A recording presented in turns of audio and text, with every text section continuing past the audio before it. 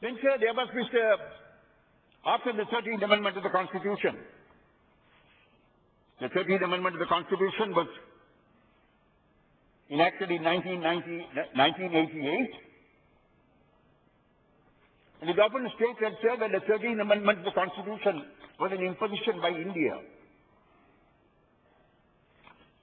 Nothing can be further from the truth. I want to place on record, sir, a statement made by President J.R. Jayawardena on the 19th of February, 1987, when he delivered a special address to Parliament, having convened Parliament for that purpose, to explain to Parliament what was being done in regard to the peace process at that point of time. And this is what Mr. President Jayawardena said. It's contained in Hansard, Volume 46 of 1987. The Indian government thereafter persuaded the TLF to have direct negotiations with the government, which took place in July and August 1986. The government agreed to further concessions, which were incorporated in the proposals sent in September 1986. These proposals included the draft constitutional amendments, the draft provincial councils bill, schedules setting out the reserved, concurrent, and provincial lists, as well as detailed memoranda dealing with law and order, land and land settlement, and education. See what he said. The 13th Amendment came out of discussions had with the TULF in July and August 1986. At the same time, he tabled all those proposals in Parliament when he addressed Parliament. Now, after the 13th Amendment to the Constitution was enacted, when there was a feeling in the country that the amendment was inadequate to bring about a solution to the problems that the country faced. Order, please.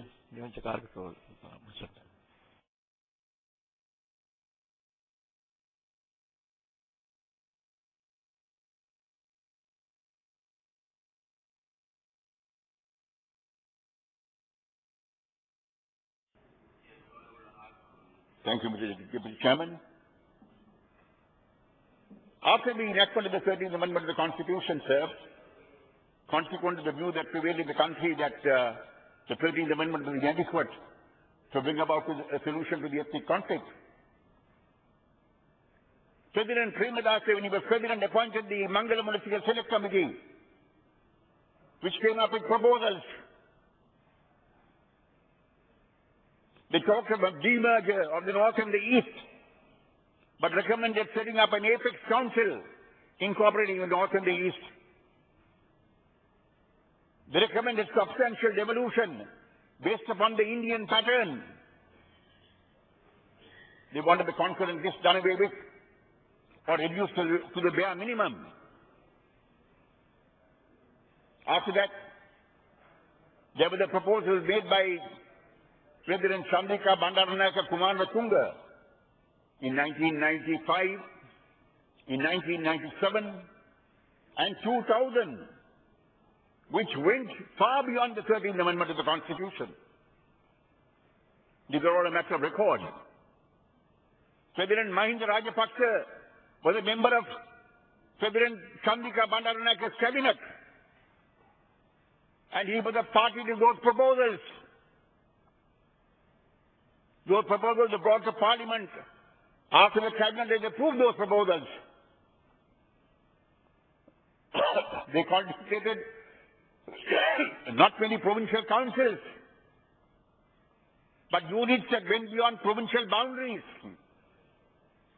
with substantial devolution.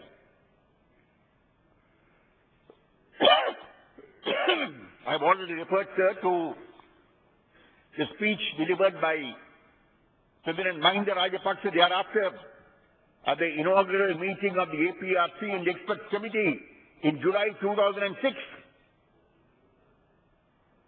and the report of the majority of experts of the Experts Committee, which was submitted, which again talks of substantial devolution to provincial councils, and how the question of the unit of devolution could be resolved in a manner acceptable to all the peoples who lived in this country.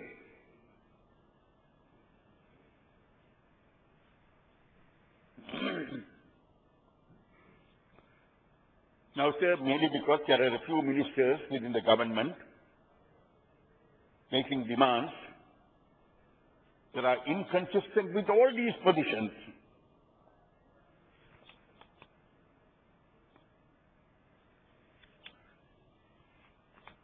it is believed that the ministers have the support of certain influential individuals within government,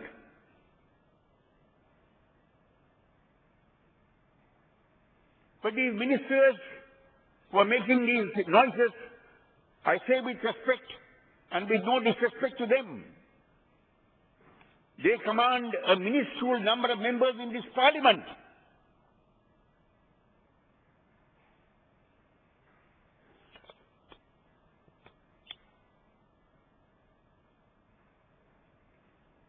What is the SLFP's position on devolution? SLFP has always been prepared to go very far on devolution, as Mrs. Bandaranaike has demonstrated, as Mrs. Chandrika Bandaranaike Kumaranatunga has demonstrated, as President Mahinda Rajapaksa has demonstrated.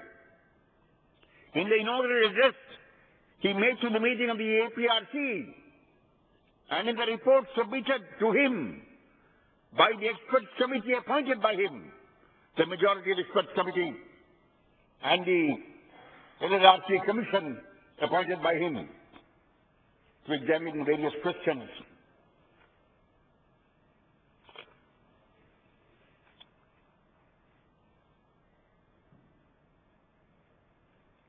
I don't think there is a matter in regard to which the government should be confused.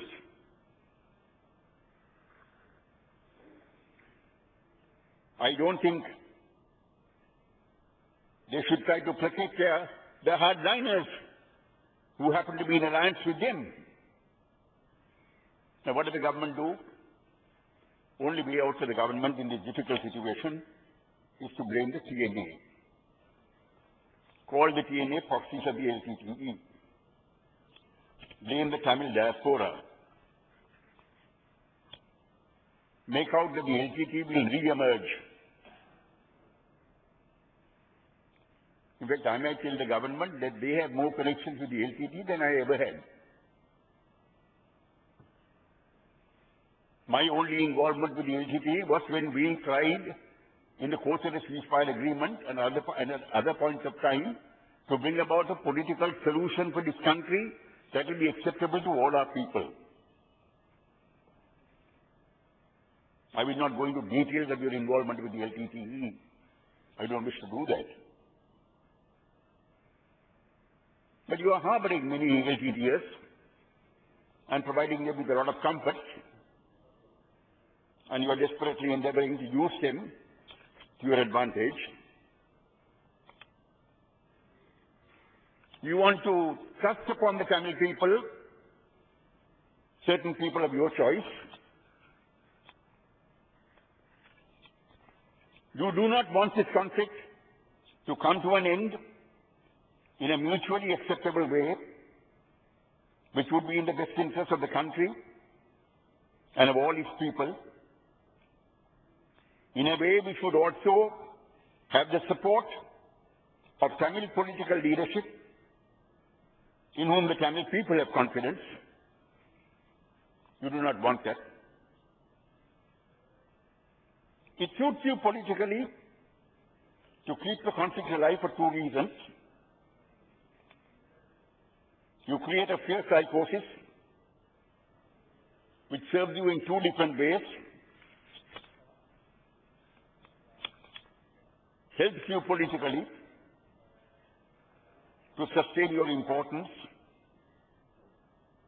and an indispensability which you claim as the government that defeated the ACTE amongst the Sinhala people. And as a government, the only government that can sustain that position. And on the other hand, push more and more Tamil people to leave the country, and in due course of time, there will be no Tamil question.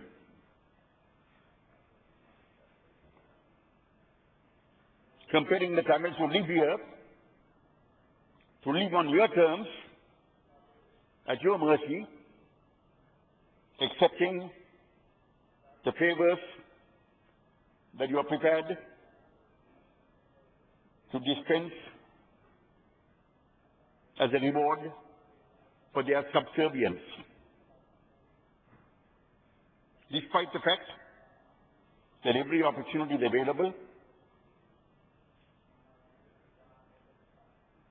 not failing to deal with the LTTE question, but it's no longer a serious question, but to win over the Tamil people by giving them their legitimate rights within a united, undivided Sri Lanka. Is it that you do not want the Tamil people to live in this country as equal citizens? Is that the reason why you are doing this? I want to state on the floor of this House that we are prepared, sir. Please do not disturb me.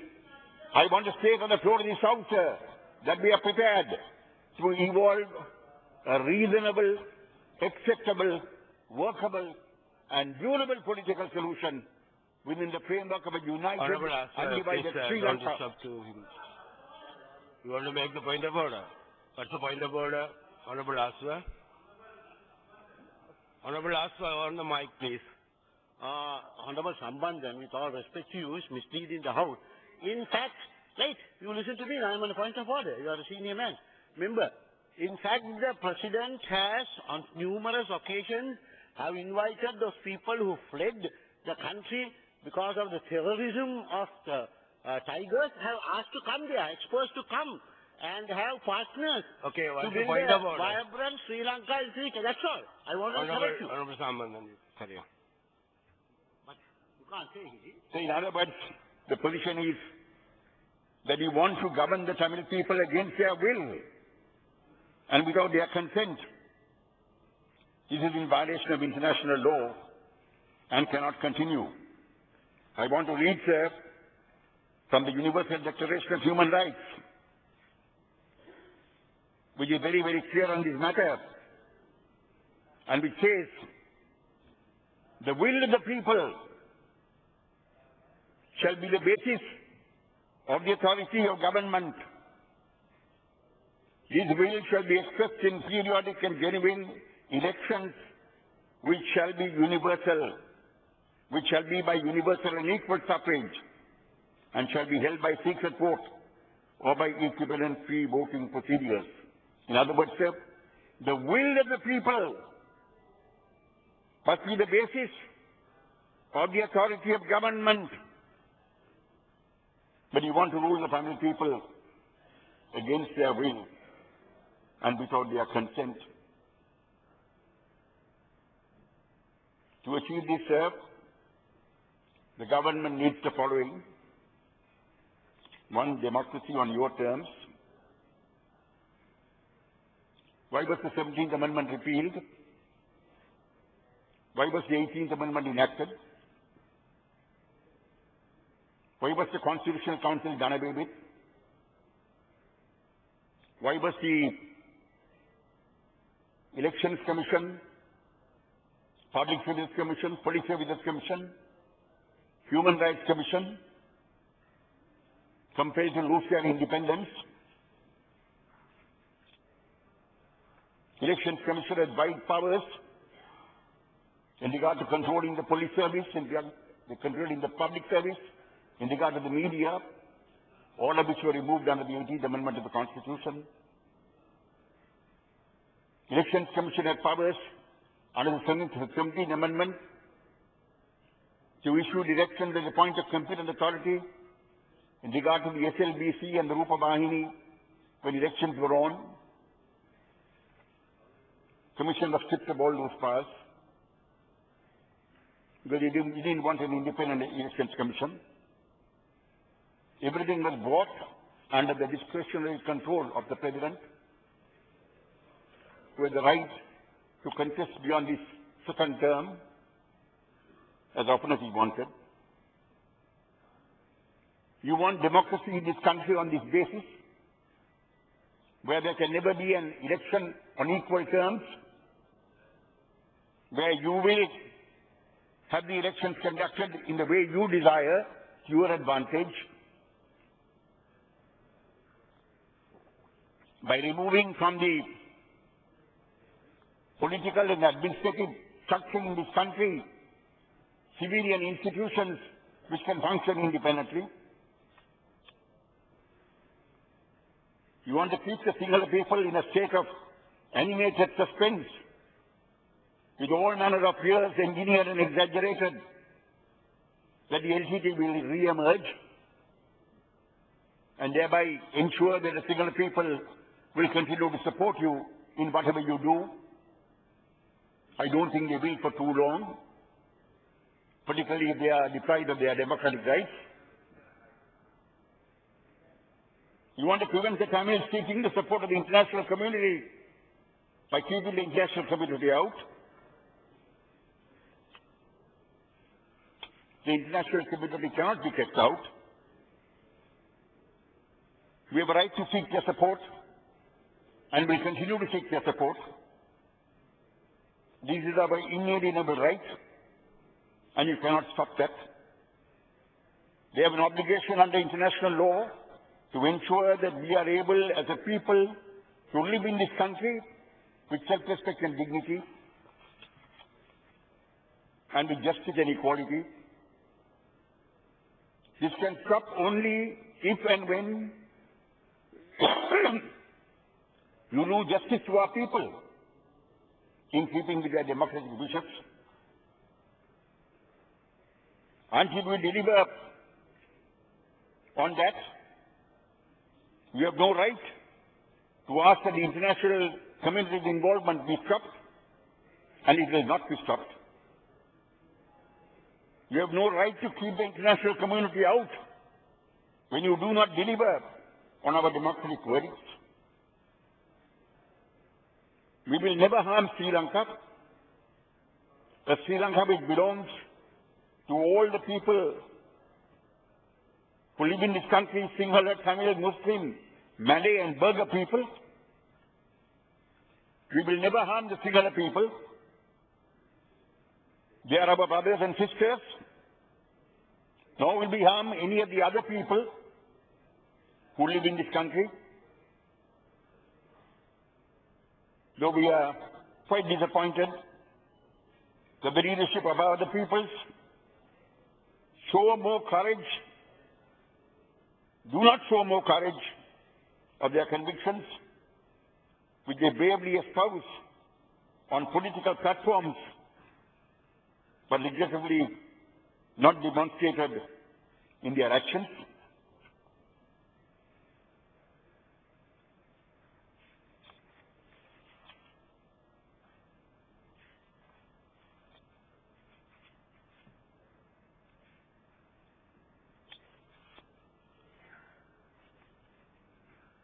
The government must not forget, sir,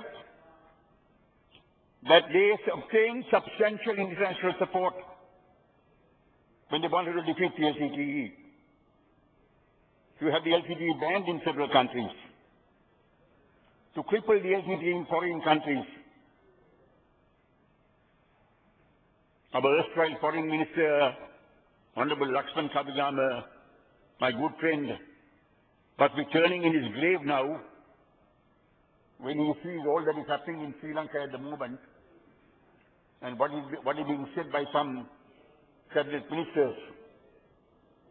He played a major role in having the LTTE banned in several countries the world over and in crippling the LTTE. You received immense intelligence and military help from various countries. You gave those countries certain assurances that you will evolve an acceptable, reasonable political solution once the war came to an end. Those countries are now merely asking you to keep your commitments. How can you complain that you want to keep the international community out? Because you want to get away from those commitments that you made. Two, another country cannot interfere in the affairs of our country. There can be no question about that. But at the same time, certain rights are universal. Certain obligations are international. You can abandon fulfillment in certain vital areas only at your peril. If our legitimate rights are fulfilled, we will not want any other country to interfere in the internal affairs of our country. But our legitimate rights must be fulfilled. I will not day in and day out, going abroad, not merely to the UN, to other countries, big and small, explaining your position, asking for time and space, placing before them your plans, stating your lame excuses. Why are you doing all this? The Bandaranaike-Chilmarunagam Pact was not invented abroad. The Dudley-Kirunanaike-Chilmarunagam Pact was not invented abroad. The 13th Amendment was homegrown, as I demonstrated in the course of my speech earlier.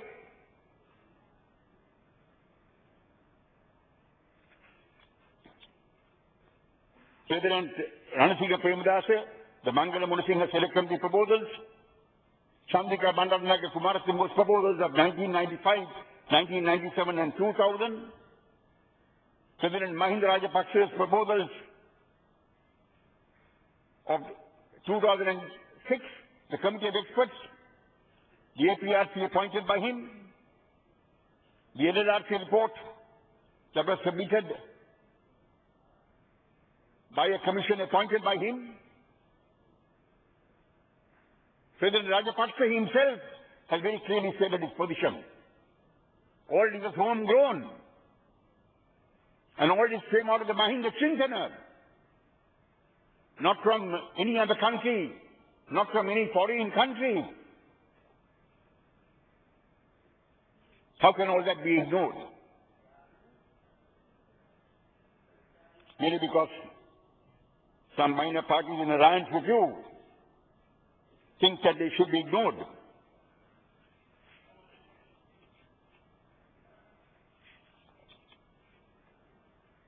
So various views have been expressed in recent times in regard to the 13th Amendment and the provincial council system and so on. In different parts of his speech, President Mahinda Rajapaksa, too, speaking in the House as Finance Minister, has expressed certain views. I do not want to comment specifically on any one of these positions. Nevertheless, I need to clarify certain matters. The Constitution under which the country attained independence has certain safeguards for the minorities. To some extent, it recognized diversity. This Constitution did not entrench specifically majoritarianism. The 1972 Republican Constitution, which replaced the earlier Constitution, did away with the safeguards and did not recognize diversity. It also entrenched majoritarianism. It did away with the provisions which, to some extent, safeguarded diversity. 1978 Republican Constitution reaffirmed these positions. The Tamil people with a distinct identity were not a party to the making of either the 1972 or 1978 constitutions. The 13th Amendment to the Constitution, by establishing provincial governance, either singly or plurally,